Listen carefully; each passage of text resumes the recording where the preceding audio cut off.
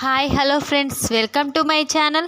Friends, మా ఛానల్ని first time చూస్తున్నట్లయితే తప్పకుండా సబ్స్క్రైబ్ చేసుకోండి. అలాగే వీడియో నచ్చినట్లయితే తప్పకుండా లైక్ చేయండి. స్టోరీలోకి వెళ్ళినట్లయితే ఇక ఎలాగైనా అమ్మకి ఆ నగలు ఇచ్చేయాలి. ఆ నగలు ఇక్కడికి తీసుకువస్తే ప్రాబ్లం అని, అవి ఎవరైనా చూస్తే అవి గిలిటివ్ అని తెలుస్తాయి, అవి రోల్డ్ గోల్డ్ అని తెలిసిపోతే మా బండారం బయటపడుతుంది. ఎలాగో అలా నల్లపూసల ఫంక్షన్కి ఇంటికి ఆ నగలు తీసుకొని వెళ్ళాను. కానీ ఆ నర్మద వల్ల, ఆ ప్రేమ వల్ల మళ్ళీ ఆ నగలు తిరిగి తీసుకురావాల్సి వచ్చింది. మా అమ్మ మాత్రం ఆ నగలు ఎలాగైనా ఇంటికి పంపించాలని అన్నది. ఏం చేయాలి? ఆ నగల్ని మళ్ళీ ఇంటికి ఎలా పంపించాలి? ఇప్పుడు ఆ నగలు నేను తీసుకువెళ్ళి ఇస్తే, నేను ఎలాగైనా చేతిలో తీసుకొని వెళ్ళిపోతే ఖచ్చితంగా అవేంటివని అడుగుతారు. ఇక నేను ఎలా వెళ్ళాలి? అవి ఎలాగా అమ్మ వాళ్ళ ఇంటికి పంపించాలి? ఇవి ఇక్కడే ఉంటే నాతో చాలా ప్రాబ్లం అవుతుంది. ఎలాగైనా ఇవి పంపాలి, ఏం చేయాలి అని ఆలోచిస్తూ ఉంటుంది శ్రీవల్లి. అయితే అప్పుడే ఇక శ్రీవల్లికి వాళ్ళమ్మ ఫోన్ చేస్తుంది. అప్పుడే శ్రీవల్లి, ఏంటమ్మో ఇప్పుడే నిన్ను గుర్తుకు చేసుకున్నాను, ఈ నగలు ఇక్కడుంటే ప్రాబ్లం అవుతుందని ఎలాగైనా మన ఇంటికి పంపించమని నువ్వు చెప్పావు. కానీ ఈ గుంపడి కుటుంబంలో ఈ నగల్ని తీసుకొని ఎలా రావాలి? ఈ నగలుంటే మన గురించి బయటపడుతుంది. ఈ నగలు గురించి నువ్వు గుర్తుకు చేసినప్పటి నుంచి నాకు భయంగా ఉందమ్మో. ఏం చేయాలో అర్థం కావడం లేదు. ఎలా పంపించాలో కూడా ఆలోచించాను, కానీ అర్థం కావడం లేదు అని శ్రీవల్లి ఫోన్లో భాగ్యంతో అంటూ ఉంటుంది. అప్పుడు భాగ్యం, ఏంటమ్మీ అంత చిన్న విషయానికి నువ్వు అంత టెన్షన్ పడుతున్నావు? మనం ఇక ఏమీ లేకపోయినా కోటీశ్వర్లమని ఆ గొప్పింటికి నిన్నిచ్చి పెళ్లి చేశాను.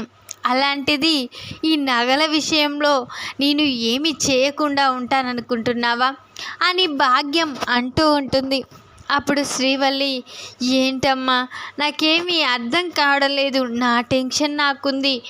ఏం చేయాలమ్మా? ఎలా నగల్ని మన ఇంటికి పంపించాలి? దాని గురించి ఎక్కడ బయటపడుతుందో అని భయంగా ఉంది అని శ్రీవల్లి అంటూ ఉంటుంది.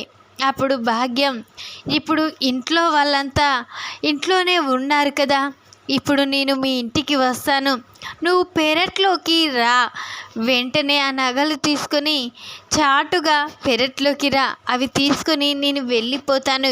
ఎవరికి కంటపడకు, ఎవరి కంటపడ్డా మన భాగోతం బయటపడుతుంది.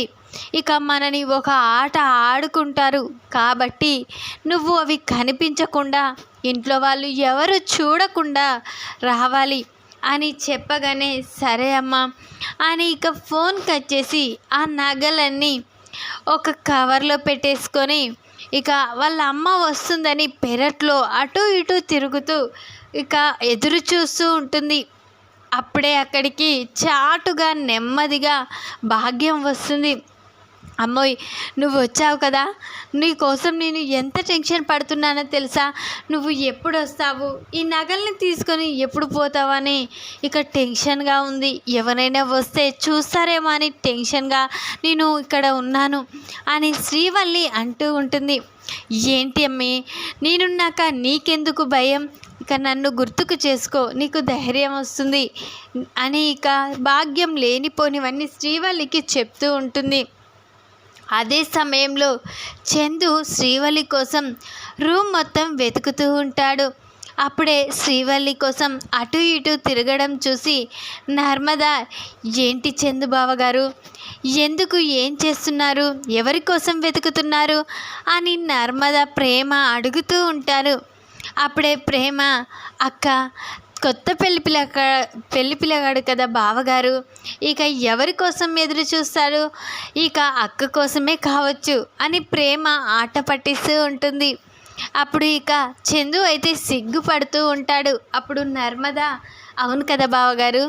ఇక మీ భార్య ఎక్కడుందో వెతుక్కోండి, సిగ్గు చాలు కానీ అని నర్మద అనగానే ఇక చందు అక్కడి నుంచి పరిగెత్తుకుంటూ వచ్చి ఇక పెరట్లో అటు ఇటు చూస్తూ ఉంటాడు.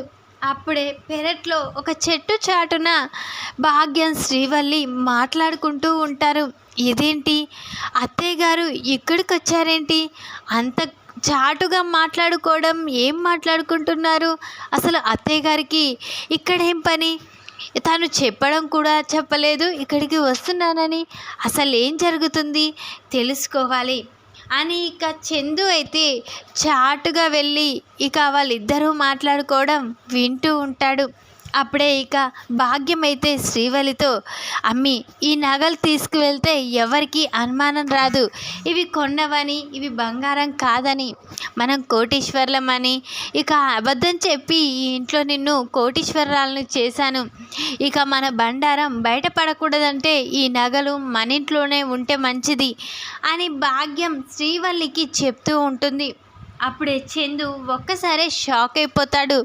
ఇదేంటి, ఆ నగలు కొన్నవా, బంగారం కావా, కోటీశ్వర్లు అని చెప్పి మా ఇంటికి ఇక తన కూతుర్ని కోడలుగా చేసిందా, అంటే భాగ్యమత్తయ్య మామూలుది కాదు, కావాలనే ఇదంతా చేసిందన్నమాట. వీళ్ళు కోటీశ్వర్లని, ఫైనాన్స్ బిజినెస్ అని, ఇక వాళ్ళకి పెద్ద ఇల్లుందని నమ్మించి మోసం చేశారా, వీళ్ళని వదిలిపెట్టకూడదు, ఈ విషయం నాన్నగారికి తెలిస్తే ఇక తనకి హార్ట్ అటాక్ వస్తుంది, ఇక నేనే ఆ ఇంట్లో మంచిగా తను చెప్పిన విధంగా పెళ్లి చేసుకున్నానని సంతోషపడుతున్నాడు. నా భార్య నన్ను మోసం చేసి పెళ్లి చేసుకుందని తెలిస్తే నాన్నగారు ఇక ఏమైపోతారో ఏమో, లేదు దీని సంగతి చెప్పాలి ముందు అని ఇక చందు అయితే భాగ్యం శ్రీవల్లి మాట్లాడుకుంటూ ఉండగా అక్కడికి వెళ్తాడు. అప్పుడే ఇక భాగ్యం చందుని చూసి ఒక్కసారి షాక్ అయి చూస్తుంది. అప్పుడే ఇక శ్రీవల్లి అయితే, ఏంటమ్మా నేను మాట్లాడుతుంటే ఎటు చూస్తున్నావు అని తల తిప్పి చూసేసరికి చందు ఒక్కసారే షాక్ అయిపోతుంది. ఏంటి బా ఇక్కడికి వచ్చావేంటి అని శ్రీవల్లి అంటూ ఉంటుంది. మీ గురించి తెలుసుకుందామని, మీరు ఎలాంటి వాళ్ళో ఎంత గొప్ప వాళ్ళో తెలుసుకుందామనే వచ్చాను అని చందు చాలా ఆవేశంతో మాట్లాడుతూ ఉంటాడు.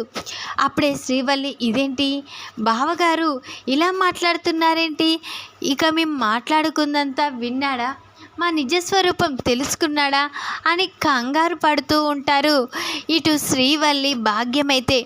అప్పుడే ఇక చందు, ఏంటి ఆ కంగారు, మీరు మీ భాగవతం బయటపడిందని కంగారు పడుతున్నారా, ఇక డబ్బున్న వాళ్ళమని, ఫైనాన్స్ వ్యాపారి అని మీ నాన్న ఇక మాకు అబద్ధం చెప్పి ఇక నన్ను పెళ్లి చేసుకున్నావు కదా, ఇక ఈ ఆస్తి కోసం నువ్వు పెళ్లి చేసుకున్నావు కదా అని ఇక చందు అంటూ ఉంటాడు. లేదు బా, నేను ఆస్తి కోసం కాదు అని ఇక అంటూ ఉంటుంది శ్రీవల్లి అయితే.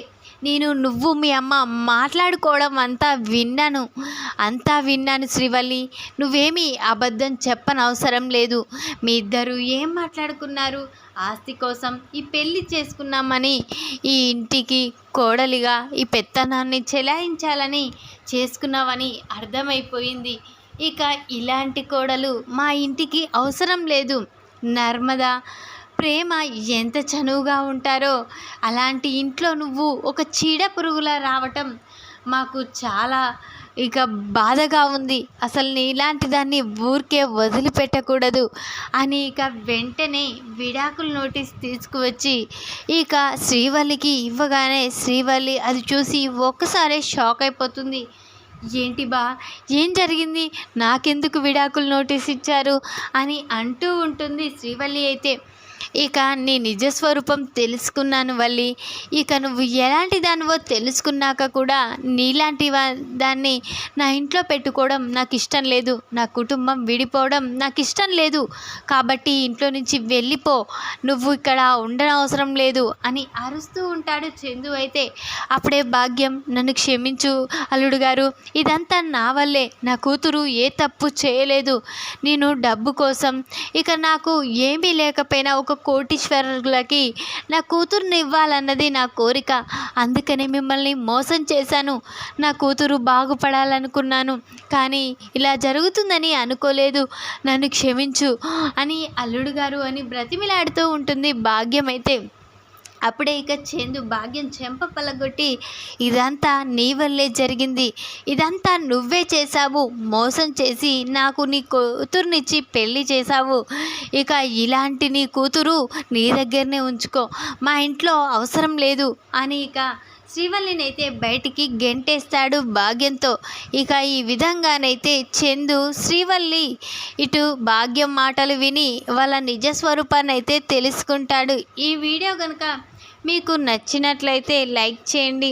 మరిన్ని వీడియోల కోసం ఛానల్ని సబ్స్క్రైబ్ చేసుకోండి ఫ్రెండ్స్. Thanks for watching.